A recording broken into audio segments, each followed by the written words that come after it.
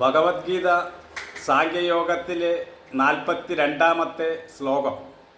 യാമിമാം പുഷ്പിതാംബാജം പ്രവദന്ത്യ വിപശ്ചിതഃ വേദവാദ രഥാപാത്ത നാന്യതസ്തീതി വാദിനഃ.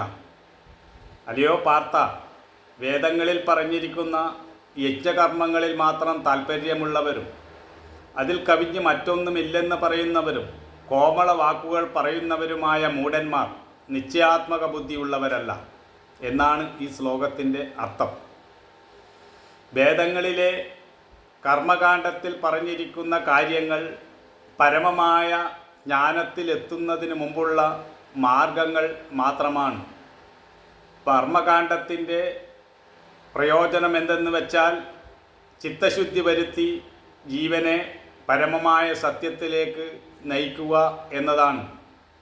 വേദത്തിലെ കർമ്മകാണ്ഡത്തിൽ ഇന്നിന്ന കർമ്മങ്ങൾ ചെയ്താൽ സ്വർഗപ്രാപ്തി ലഭിക്കും എന്ന് പറഞ്ഞിട്ടുണ്ട്. എന്നാൽ അതൊന്നും തന്നെ ആത്യന്തികമായ ലക്ഷ്യമല്ല. സ്വർഗസുഖം എന്ന് പറയുന്നത് എപ്പോഴും ലഭിക്കുകയില്ല.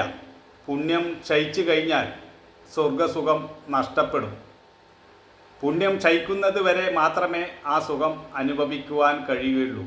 വീണ്ടും പിന്നെ ഭൂമിയിൽ വന്ന് ജനിച്ച് കർമ്മ ചെയ്ത് ജനനമരണ ചക്രത്തിലൂടെ കറങ്ങിക്കൊണ്ടിരിക്കേണ്ടി വരും. ക്ഷീണേ പുണ്യേ മർത്യലോകം വിശന്തി എന്നാണ്. പുണ്യം ക്ഷയിക്കുമ്പോൾ ഭൂമിയിൽ വന്ന് പതിക്കുന്നു എന്ന് പറയുന്നു.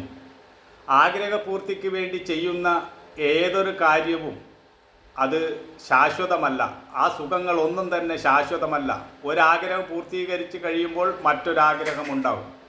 സമ്പൂർണമായ മോക്ഷത്തിൽ എത്തിച്ചേരണമെങ്കിൽ എല്ലാ ആഗ്രഹങ്ങളെയും വെടിയേണ്ടി വരും. കാരണം തൻ്റെ പരമമായ സ്വരൂപം എന്ന് പറയുന്നത് പരമാനന്ദം തന്നെയാണ്. അതറിയാത്തത് കൊണ്ടാണ് അല്പസുഖത്തിൻ്റെ പിറകെ നമ്മൾ ഓടുന്നത്. യാഥാർത്ഥ്യം അറിയാത്തവരാണ് സ്വർഗസുഖത്തിലും മറ്റുമൊക്കെ മോഹിച്ച് അതിൻ്റെ പുറകെ പോകുന്നത്. ദേശ അഭിവൃദ്ധിക്ക് വേണ്ടിയും രാജ്യാഭിവൃദ്ധിക്ക് വേണ്ടിയും കുടുംബാഭിവൃദ്ധിക്ക് വേണ്ടിയും പുത്രലാഭത്തിന് വേണ്ടിയും ഒക്കെ യജ്ഞങ്ങളും മറ്റും നടത്തുന്നവരുണ്ട്. അതെല്ലാം ആഗ്രഹപൂർത്തിക്ക് വേണ്ടി ചെയ്യുന്ന കാമ്യകർമ്മങ്ങളാണ്. അതൊന്നും പരമമായ മോക്ഷത്തിലേക്ക് നയിക്കില്ല എന്നാണ് ഇവിടെ പറയുന്നത്. മനസ്സിൻ്റെ സമനില കൈവരിക്കുക എന്നതാണ് ഗീതയുടെ പരമമായ ലക്ഷ്യം തന്നെ. ഗുണാതീതനായിത്തീരുക. ലോകാതീത ഗുണാതീത സർവാതീത ശമാത്മിക എന്നാണ്. സർവഗുണങ്ങളെയും അതിക്രമിച്ച് നിൽക്കാൻ കഴിയണം. അവിടെയാണ് പരമമായ ശാന്തി എന്ന് പറയുന്നത്. മാനസികമായ എല്ലാ സുഖങ്ങളും അല്പം മാത്രമാണ്. സ്വർഗസുഖങ്ങളെല്ലാം തന്നെ മാനസിക സുഖങ്ങൾ തന്നെയാണ്. മനോമണ്ഡലത്തിലാണ് ഇവയെല്ലാം കിടക്കുന്നത്. മാനസിക നില ഉയർന്ന് ആത്മബോധത്തിൽ എത്തിച്ചേരണം. അതാണ് ഗീതയുടെ ലക്ഷ്യം തന്നെ. നാം തന്നെ തളർത്തുകയാണ് ചെയ്യുന്നത്. നമ്മുടെ ആഗ്രഹങ്ങളാണ് നമ്മെ ദുർബലരാക്കുന്നത്. അതിന് കാരണം ആത്യന്തികമായ തത്വജ്ഞാനം നമുക്കില്ലാത്തതാണ്.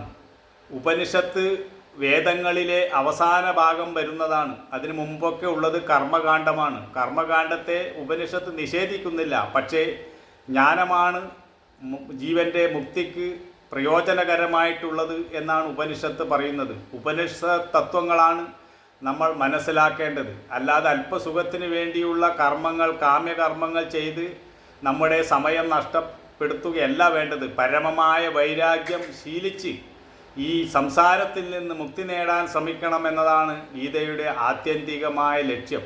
നമുക്ക് മുന്നോട്ട് പോകുമ്പോൾ ഇതിനെപ്പറ്റി കൂടുതൽ മനസ്സിലാക്കാൻ സാധിക്കും.